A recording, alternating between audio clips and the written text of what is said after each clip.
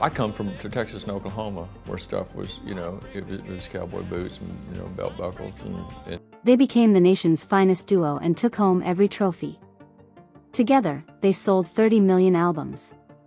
However, Ronnie Dunn has revealed to the world the true cause of Brooks and Dunn's 2009 breakup. As they claimed, it wasn't stress. When he was 72 years old, ill, and conscious of his own death, he made the decision to speak the truth. When he described those past few years, Nashville residents gasped. Not even Kix Brooks predicted this would occur. Before they said it, fans believed they knew everything there was to know about the most well-known country music couple. Music is said to come from the heart by some. However, for Ronnie Dunn, it originated from honky-tonks, oil fields, and church benches. On June 1, 1953, Ronnie was born in Coleman, a small Texas town. He had the impression that he was sandwiched between two social groupings. His father, a truck driver and honky-tonk guitar player, had a difficult existence. His mother brought them up in the church and with strong Baptist principles. Ronnie eventually found himself watching his father perform in smoky pubs. If you're enjoying this video, don't forget to like, share it with your friends, and subscribe to the channel for more amazing content. And hit the bell icon so you never miss an update. Now, back to the topic. What we were talking about was. He was singing in a church choir on a Sunday the next day. That odd harmony between the sacred and the wild would make him everything that he was. There was more to it than background noise. I would be devoted to music for the rest of my life. However, stability was not intended. Roger didn't only shift positions a couple of times. He moved around a lot during his high school years, attending 13 different schools in Texas and Oklahoma. 13, this resulted in 13 new social circles, educational institutions, regulations, and local radio stations. One town's residents may enjoy country music, while another town's residents may prefer church or blues music. Being uprooted constantly did not break him. He grew larger as a result. He returned with a variety of styles and sounds. Every school had something new to teach him. Additionally, it provided him with something that most artists never receive. Range. You have won a real range. Ronnie chose to play the saxophone, something that most country singers never do, while other kids aspired to play electric guitars. He learned how to hit rhythms and move sounds when he joined the school band. Although it was training, it wasn't thrilling. After a long drive or a day in the oil fields, Ronnie's father would arrive home exhausted but eager to teach him some chords. It wasn't a recognized school of music. It was superior. It was grounded in reality and had heart. Singing was more than simply a pastime, and Ronnie understood it. I was saved by it. Despite working two demanding jobs, his father still found time to play. We learned that lesson. Ronnie believed that he might pursue a career in psychology in the early 1970s. Despite his heart's desire to attend Abilene Christian University, he enrolled. He was sneaking out to perform at clubs, taking in the nightlife and singing to depressed and inebriated patrons. However, there were stringent rules at the college. He was expelled from the school for playing in bars, which was against the guidelines. At that moment, he could have washed up, returned to school, and played it safe. But he didn't. Even if it meant sacrificing everything else, he worked harder at singing. However, that did not imply that he lost faith in God. When he was still in school, Ronnie led the youth group and sang in a little church in Aoka. He was not just a musician. He guided individuals in prayer, offered guidance, and facilitated a deeper sense of connection. His entire self was altered by that incident, not just his voice. His interests extended beyond gospel music. It was familiar. His singing style still reflects it. The fire, the hope, the pain. At the beginning of the 1980s, Ronnie relocated to Tulsa, Oklahoma. Texas gave him roots, and Tulsa gave him fire. The city was bustling. Clubs such as Tulsa City Limits were packed. Additionally, there was a wild mashup of southern rock, blues, and country music. Dunn was on stage every night, in the center of the action. Occasionally for gatherings of over 2,000 individuals. It wasn't thrilling. It was laborious. However, it was also an excellent location for testing. If a song didn't make you want to dance, it was dead. That's how simple it is. On those dance floors, Ronnie developed a style of movement and emotion that no school could match. Then things took a strange turn. Jamie Oldacre, a percussionist, came across a Marlboro talent hunt form at a petrol station in 1988. He had performed with Eric Clapton and Bob Seger. Without being asked, he entered Ronnie's name. Ronnie sent in a test even though he initially didn't think it was significant. On that demo, Neon Moon and Boot Scootin' Boogie were played in raw form. He reached the championship game. He prevailed. They were able to travel to Nashville and record with producer Scott Hendricks as a result of their victory. After that meeting, everything was different. At Arista, Hendricks connected Ronnie with Tim Du Bois, who in turn connected him with another struggling vocalist, Kix Brooks. That meeting was like lightning in a bottle. In just 2 years, Brooks and Dunn were all over the place.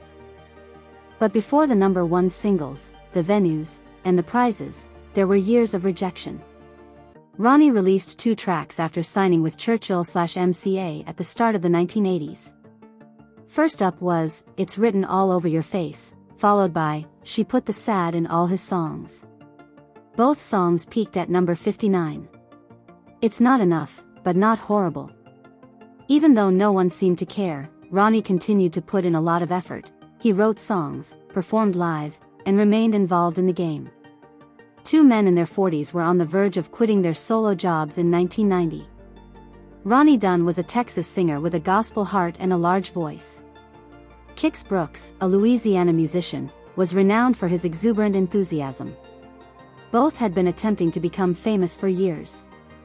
They had performed in small venues, composed songs for other people, and repeatedly been rejected. They were strangers to one another.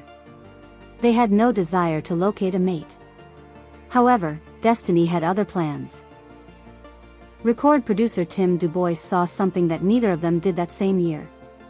They might be stronger together than apart, he thought briefly. He organized a lunch meeting for that reason. Neither of them wanted to be there. We don't want to do this. We don't know each other. I mean, this is just silly, remarked Kix. Then, however, something became clear. They collaborated to write songs following that uncomfortable lunch. They went on to write further tracks. They wrote 2 songs at the end of the week that would serve as the foundation for their legacy.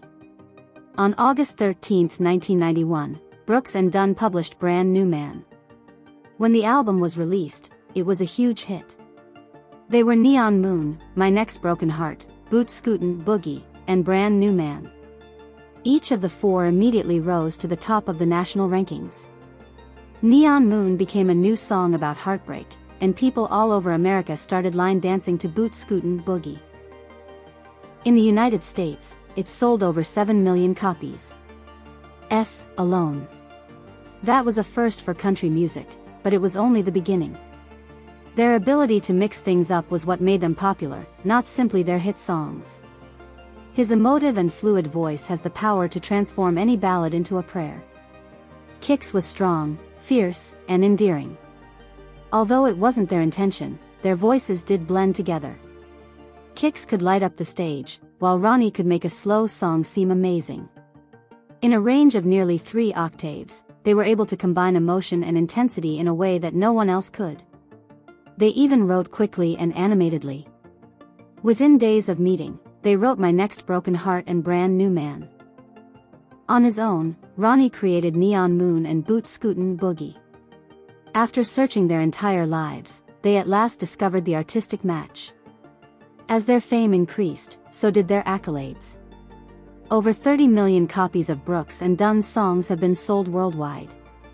As a result, they became the most well-liked country combo ever and the most well-liked duo in general. They took home 30 Academy of Country Music Awards and 18 Country Music Association Awards. From 1992 until 2006, These two groups were the CMA Vocal Duo of the Year winners for 14 consecutive years. Never has it been that close. New artists tried their luck every year, but Brooks and Dunn remained a constant force. Like a rock in a storm, they persevered through the highs and lows of country music. It wasn't pure chance. Dunn's voice and natural talent astounded everyone, even those in the back rows. They had fake numbers, too. Together, they released multi-platinum albums such as Brand New Man and The Long Haul. Millions of books are therefore being thrown from the shelf. How about the hits? There are 24 number one songs. 24, not a handful, not 10. My Maria dominated the charts in 1996. It was Ain't Nothing About You that was the most played song in 2001. Red Dirt Road not only performed, but also resonated with an entire generation. They dominated the radio with one tune after another. It appeared that each and every release would be successful. Ronnie Dunn was a machine that continuously produced anthem after anthem. He was more than just a singer. They didn't simply show up when they went on tour. They seized power. The gathering grew to tens of thousands. Over 20,000 people waited for the first sound to be played, sung, and screamed night after night. In the 2000s, their shows evolved into something quite distinct. There was a lot of crazy excitement, large stages, and pyrotechnics. It sounded like rock music at a country performance. Supporters did more than simply leave. They experienced it. Every location they visited during their tour felt like a second home to them. Brooks and Dunn broke the rules. They rewrote them. The next extremely uncommon honor was the ACM Triple Crown Award. It is rarely acquired. You must win Top New Artist, Top Vocal Duo, and Entertainer of the Year along the way. That goes beyond success. Dominance is what that is. Brooks and Dunn completed it. From landing their first major break to becoming the face of country music, they did it all right. It was one of those really uncommon jobs that took off and continued to grow. But Ronnie wasn't going to stick to one lane. He collaborated on the 2006 album Building Bridges alongside Sheryl Crow, Vince Gill, and other artists. It was more than a team effort. It was like magic. When their noises blended together, several others paused to listen. That song earned honors and peaked at the top of the charts. Additionally, it demonstrated something crucial: Ronnie Dunn could sing with anybody. I couldn't tell if it was pop or country. He didn't have to alter himself. Anyone with the courage to stand beside him could make it work. He simply brought his sound. Nevertheless, behind the dazzling lights and cacophonous people, the pressure was mounting. Between 1991 and 2009, Brooks and Dunn released 50 songs and 11 studio albums while traveling virtually constantly. In the late 2000s, it started to catch up. They had sold over 30 million tracks and received more than 75 accolades. But the price was high. Kix and Ronnie were exhausted. They even began recording in various studios with various bands. That anger was absent. It was fatigue. Too much for too long, too quickly. They always appeared as a team on stage. But off stage, they started to feel the strain of what other people thought of them. At first, it seemed less like a solid partnership and more like a business transaction. Deal-making was difficult. They must have been apart for a while. The late 1990s saw the emergence of cracks. They were on the verge of splitting up years before they really did. But they continued. That's for the fans, not for them. They realized that what they had created would benefit millions of people, so they persisted despite the difficulties. Everything in the country music industry was rocked in August 2009. Following almost 2 decades of successful performances and sold-out tours, Brooks and Dunn announced their intention to retire. There were no arguments or controversies, only a subdued and unclear message. Fans didn't comprehend the statement, "It's time to end this." Field insiders were taken aback. This duo sold over 30 million records and received more CMA awards than any other combo in history. They were enormous. Their final performance took place at Nashville's Bridgestone Arena on September 3, 2010. An era came to a sad end. However, it wasn't simply the conclusion of a tale for Ronnie Dunn. He didn't anticipate the hurricane that hit his life. Without the Brooks and Dunn name, Dunn felt adrift. For years, he had been going through the motions like a machine: record, tour, repeat. Now the machine stopped. It was like stepping off a moving train and being all alone. He later remarked, "I didn't know who I was without the brand." For the first time in decades, there were no safety netting, no people, no lights.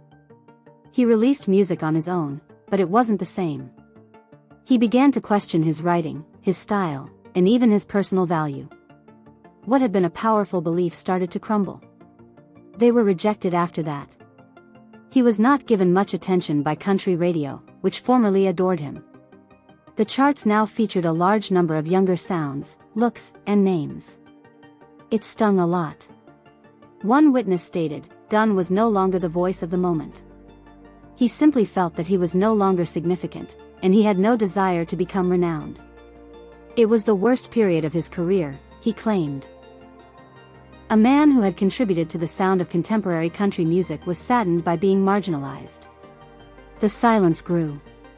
For a man who was accustomed to being the focus of attention, being by himself was unfamiliar and difficult. "I think it might be over," he told them. "I thought that might have been it. Perhaps I had my moment already," he replied. That idea frightened him. He started composing exclusively for himself and quit writing for the radio. In that silence, something began to move. His songs started to sound like him once more, soulful, honest, and unvarnished. After decades of being a member of the well-known combo Brooks and Dunn, Ronnie Dunn took a risk. For the first time in his career, he was in the spotlight alone in 2011. On June 7, 2011, his debut solo album, Ronnie Dunn, was released. It blew up instead of just making noise. It immediately rose to number 5 on the Billboard Top Country Albums chart and number 1 on the Billboard 200.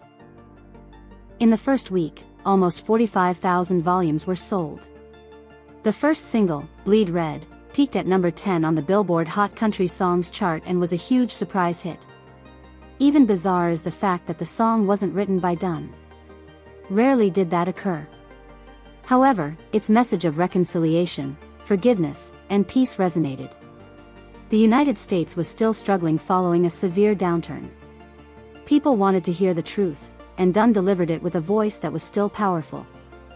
Instead of playing it safe, he took a risk. 2014 saw the release of peace, love, and country music. He took his own approach to everything. It was an insane record. It included rock, blues, country, and even electronic dance music. Everyone was surprised when they heard the dubstep drop in the song, Country This. When he sang over Ariana Grande's famous song Tattooed Heart in 2016, 2 years later, he stunned everyone once more. Most folks assumed it was a joke before they heard it. The band collaborated on the album with longtime friends including Reba McEntire and even Kix Brooks. Then, as a tribute to his heroes, he released the cover song album Redone in 2020. He performed with a wide range of performers, including Tom Petty and George Strait. Even if it meant upsetting some people, Dunn wasn't scared to disrupt the country music industry. This is evident in her 3 records, all of which have a strong swing. He needed to take a chance that most artists his age would never take. In 2014, he left a major label to launch Little Willie Records, his own label. His father's moniker inspired the name. It was a little personal homage encased in a significant business risk. Dunn had to be free, not simply desire to be free. He finally had total control over his songs when he started his own label. Executive approvals and company filters are absent. He sent his music directly to fans in digital format rather than putting it in stores. Particularly in Nashville, it was a significant shift. But it did work. He was able to think and create without worrying about what other people thought since he was free. However, traveling alone wasn't simple at all. After his first record, Dunn hit a brick wall. After years of collaboration, Arista Nashville underwent a significant transformation. Suddenly, Dunn's ability to advance himself was diminished. Radio stations in the country treated him like a novice. Several programmers who once praised him are now unwilling to collaborate with him. At the age of 58, he started over. And in a field that is obsessed with trends and young people, that was brutal. Despite having a name, a voice, and a background, he had trouble getting airplay. The terrible reality was that notoriety does not prevent forgetfulness. When Brooks and Dunn split up in 2010, they were no longer together. However, that changed in December 2014. In the realm of country music, there was a major surprise. Reba McEntire, Kix Brooks, and Ronnie Dunn would reunite for a Las Vegas performance.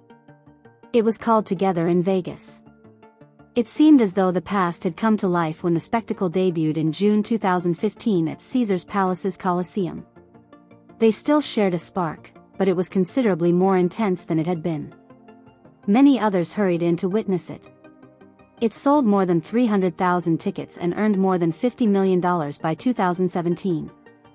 It wasn't only a show that fans were come to see. They witnessed a shift in how history was written. Rolling Stone went so far as to say that the gigs gave them a sense of electric nostalgia. It wasn't just a return. It also allowed other country musicians to accompany them to Vegas. But they didn't end there. What did they do in 2019 that the majority of giants don't? Their sound was altered. The record was called Reboot. They rethought their old hits rather than simply singing them again. They weren't the only ones. They added new musicians like Luke Combs, Lacey Musgraves, Thomas Rhett, and Kane Brown. Every song was a fresh interpretation of an old favorite, fusing classic country music with contemporary country glitz. It worked, but it was dangerous. On April 20, 2019, it topped Billboard's Top Country Albums chart. Their previous #1 single was 11 years ago. In its first week of sales, over 21,000 units were sold. A ton of streams arrived. It received excellent reviews. It wasn't as if Brooks and Dunn had suddenly returned. NPR described it as a masterclass in reinventing music. All of a sudden, fans old and new were united under one sound. They had grown in size. They received the award they had been anticipating that same year. On October 20, 2019, they were inducted into the Country Music Hall of Fame. Now, their names were listed alongside those of well-known individuals like Johnny Cash and Dolly Parton. Dunn, like Brooks, attempted not to cry during the funeral. It had been a lengthy journey from little Nashville concerts to the world's largest stages. They sold over 30 million albums and took home a record 17 CMA Vocal Duo of the Year awards. 20 of their songs reached the top of the charts. No other country couple had done what they accomplished. Nobody could downplay their historical significance now. They revolutionized the sound of country music in the 1990s and 2000s with their blend of rock, honky-tonk, and radio-friendly pop. That night, they were more than simply stars. They were well-known. As the years passed, they persisted. In 2024, they returned with Reboot 2. The concept was the same, contemporary celebrities performing classic tunes. One particularly noteworthy tune was Neon Moon, an eerie duet with Lainey Wilson. The record breached the rules once more, and it operated as before. When they took home the 2024 CMA Awards Vocal Duo of the Year trophy, it took the entire room by surprise. Another record was set when they won in that area for the 18th time. Most artists lose their appeal after 5 years. Brooks and Dunn had been doing it for more than 30 years, and they weren't safe. They took chances, experimented, and continued to evolve. That's what kept them ahead in a business environment that is constantly changing and forgetting things. Perhaps, however, their impact extends beyond the stage. They switched careers and become teachers in the last few years.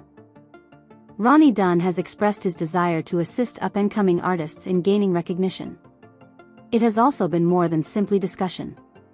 They have taken new persons on tour. They have collaborated with them. When no one else would, they helped them gain attention. In 2023, the Brooks and Dunn Next Generation initiative got underway.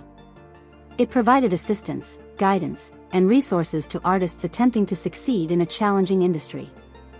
Their desire was not limited to the growth of country music. They wanted it to be more receptive to new voices, faces, and stories. Not just because they sold a lot of tracks, Rolling Stone referred to them as leaders. They also created space for other artists to improve. Ronnie Dunn was unaware that she would be hospitalized in December 2024. But for 72, what should have been a leisurely ski holiday in Colorado became a nightmare. He struck the floor with force. The devastation was severe. Doctors had to replace the entire knee because it was that terrible. 12 hours were spent on the procedure. Just 6 hours later, his daughter Haley posted a video of her father, still high, using a stick.